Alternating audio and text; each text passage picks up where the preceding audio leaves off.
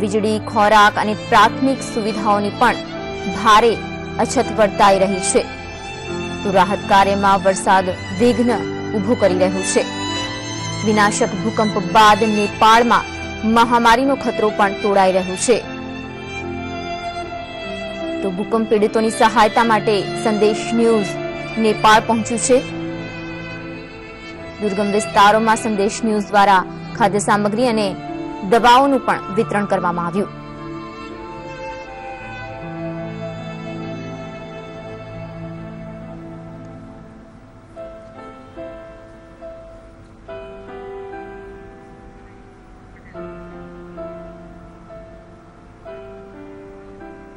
તો નેપાળમાં જે પ્રકારની પરિસ્થિતિ છે, સંદેશ ન્યૂઝ ત્યારે તેની સહાયતા માટે ત્યાં પહોંચ્યું છે. ત્યારે અમારા સંવાદદાતા ગૌરવ પટેલે પરિસ્થિતિનો તાગ મેળવ્યો હતો. નેપાળમાં આવેલા વિનાશક ભૂકંપ બાદ નેપાળના લોકોની શું સ્થિતિ છે એ માટે શબ્દો કહેવા જરૂર નથી, માત્ર દ્રશ્યો તેનો પુરાવો આપે છે. તમે જોઈ શકો છો કે રાહત સામગ્રીનો એક ટ્રક નેપાળના અંતરિયાળ વિસ્તારના ગામડામાં પહોંચ્યો છે, જ્યાં લોકો રાહત સામગ્રી લેવા માટે કીડિયારાની જેમ ઉભરાય છે. જે પ્રમાણેની રાહત સામગ્રી છે અને જે પ્રમાણે લોકો છે તે જોતા ચોક્કસ એવું લાગે છે કે ઘણા લોકોને રાહત સામગ્રી મળવાની નથી. એટલે ક્યાંક ને ક્યાંક ઘણો બધો દાનનો જથ્થો કાઠમંડુ એરપોર્ટ પર પહોંચે છે, પરંતુ તેનું યોગ્ય રીતે યોગ્ય લોકો સુધી પહોંચે તેનું મેનેજમેન્ટ કરવું જરૂરી છે. કેમેરામેન નિશિલ લોહાર સાથે ગૌરવ પટેલ, સંદેશ ન્યૂઝ, કાઠમંડુ.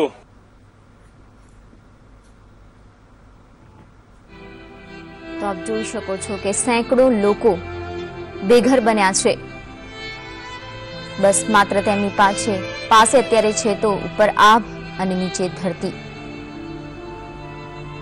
પરિવારજનોને ખોઈ બેસ્યા છે, પોતાનું ઘરબાર ખોઈ બેસ્યા છે અને હાલમાં માત્ર એક જ આશ લગાવીને બેઠા છે કે તેમના સુધી સહાયતા પહોંચે અને આ પરિસ્થિતિમાંથી તેમને બહાર કાઢવામાં આવે. નેપાળ હતું ના હતું થઈ ગયું છે. જે પ્રકારના દ્રશ્ય ભૂકંપ બાદ સર્જાયા છે.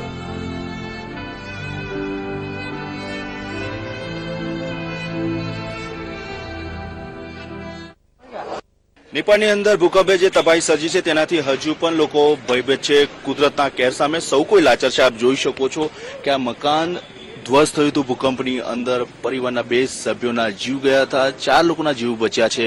સરકારની મદદ અત્યાર સુધી અહીંયા પહોંચી નથી. સ્વયંભૂ જ મકાનની મરમ્મત કરી રહ્યા છે. લોકોની હાલત ભારે દયનીય છે. મકાનને અડીને જ એક મંદિર આવેલું હતું, આ મંદિર પણ દબાઈ જવા પામ્યું છે. લોકો પાસે મદદ પહોંચવી જોઈએ, તે મદદ નહીં પહોંચવાને કારણે હવે સ્વયંભૂ જ બધી કામગીરીનો પ્રારંભ કરી દીધો છે. ખાસ કરીને આપ જોઈ શકો છો કે જે ધંધા રોજગાર છે તે પણ બંધ રહેવા પામ્યા છે. લોકો પોતાની દુકાનો છોડીને જતા રહ્યા છે. સમગ્ર નેપાળ ટુરિસ્ટ પણ નપતું હોય છે, પરંતુ લોકોમાં દહેશત હોવાને કારણે અત્યારે ધંધા રોજગાર પણ બંધ રહેવા પામ્યા છે. બજાર જે જોઈ રહ્યા છો તે જડબે સલાક બજાર બંધ રહ્યું છે. ખાસ કરીને લોકો ગ્રામ્ય વિસ્તારમાંથી આવતા હોય છે અને ગ્રામ્ય વિસ્તારમાંથી આવવાને કારણે ત્યાં સૌથી વધારે ખુવારી થઈ છે અને આ લોકો ગ્રામ્ય વિસ્તારની અંદર જતા રહે છે. હજુ પણ લોકો ભયભીત છે અને સરકારની આશા પહોંચે, સંવેદના ખતમ થઈ ગઈ છે તેવું અત્યારે પણ લોકોનું માનવું છે અને લોકો અત્યારે ચાતક નજરે તમામ લોકોની મદદની રાહ જોઈ રહ્યા છે. આવા જ વખતે સંદેશ આ પીડિતોની વહારે પહોંચ્યું છે અને તેમના ઘા ઉપર મલમ લગાવવાનો પ્રયત્ન સંદેશ ન્યૂઝ કરી રહ્યું છે. કેમેરા પર્સન યુધિષ્ઠિર સાથે પ્રકાશ વર્મા, સંદેશ ન્યૂઝ, કાઠમંડુ.